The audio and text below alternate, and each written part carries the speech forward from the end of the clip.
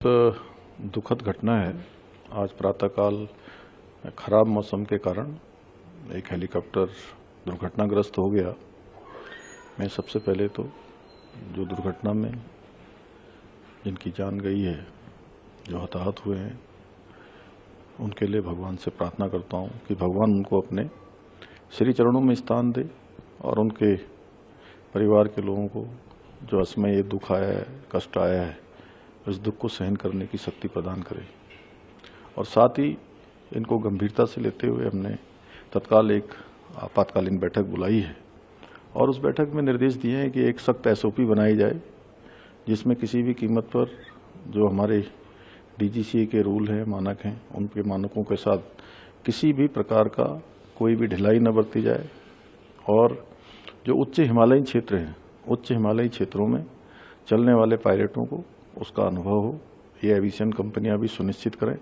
एक control and command centre यहाँ पर स्थापित किया जाए और जो इस घटना में दोषी हैं, जिनके कारण से घटना हुई है, उनको तत्काल उनके खिलाफ सख्त कार्रवाई की जाए। और आज और कल 2 दिनों तक सभी एविएशन कंपनियां और डीजीसीए और यूकाडा और एआईबी सब मिलकर पहले एक बार पूरे आगे की हेली सेवा के लिए समीक्षा करें, तत्पश्चात ही हेली सेवा को चलाया जाए। आज और कल हेली सेवा नहीं चलेंगी, खराब मौसम भी है और जब तक यात्रियों की सुरक्षा सुनिश्चित नहीं हो जाती है, तब तक ये सेवाएं बंद रहेंगी, क्योंकि हमारे लिए एक भी यात्री की जान सर्वोच्च प्राथमिकता है, उनकी सुरक्षा सर्वोच्च प्राथमिकता है।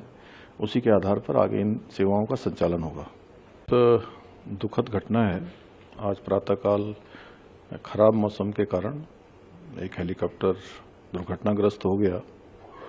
मैं सबसे पहले तो जो दुर्घटना में जिनकी जान गई है, जो हताहत हुए हैं, उनके लिए भगवान से प्रार्थना करता हूं कि भगवान उनको अपने श्री चरणों में स्थान दे और उनके परिवार के लोगों को जो असमय ये दुख आया है, कष्ट आया है, इस दुख को सहन करने की शक्ति प्रदान करे।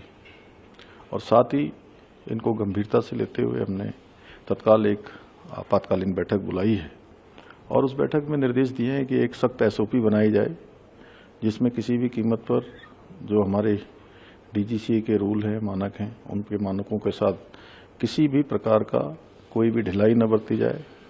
और जो उच्च हिमालयी क्षेत्र हैं, उच्च हिमालयी क्षेत्रों में चलने वाले पायलटों को उसका अनुभव हो, ये एविएशन कंपनियां भी सुनिश्चित करें।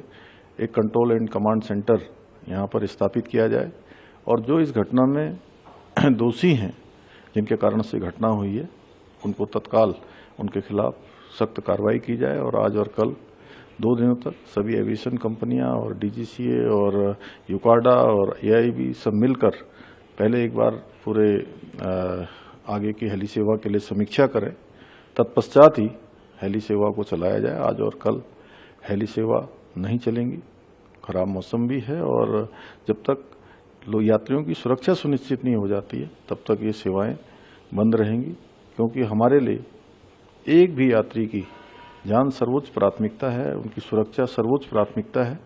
उसी के आधार पर आगे इन सेवाओं का संचालन होगा।